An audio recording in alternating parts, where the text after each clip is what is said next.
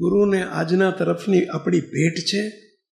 આજે મહારાજને પ્રાર્થના જ કરવાની હોય, હે મહારાજ, હે બાપા, હે ગુરુદેવ બાપજી, બસ જે શાસ્ત્રમાં અહીંયા બાપાની વાતોમાં કે વચનામૃતોમાં સત્પુરુષના લક્ષણો બતાવ્યા છે એ તમામ લક્ષણો અમે આપમાં અનેક વખત જોયા છે.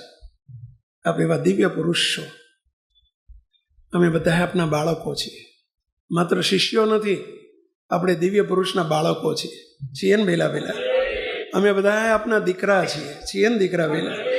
આવા શબ્દ વાપરું તમને કોઈ વાંધો તો નથી ને બેલા? તમે અમારા માવતર છો.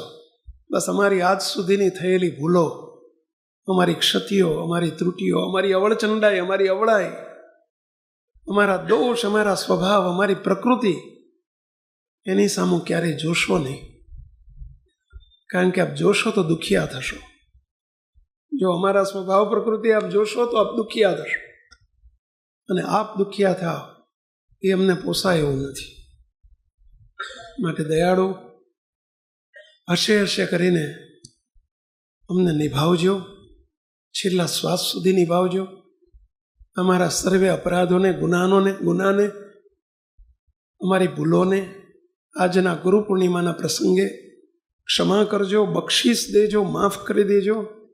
અને હે દયાળુ, બસ આપના રાજીપામાં નિરંતર વર્તી શકીએ એવી અમારા સૌની ઉપર ખૂબ ખૂબ કૃપા કરો, કૃપા કરો, કૃપા કરો એવી મહાપ્રભુના ચરણોમાં, બાપાશ્રીના, ગુરુદેવ બાપજીના ચરણોમાં પ્રાર્થના સાથે સર્વે મુક્તોને જય સ્વામિનારાયણ.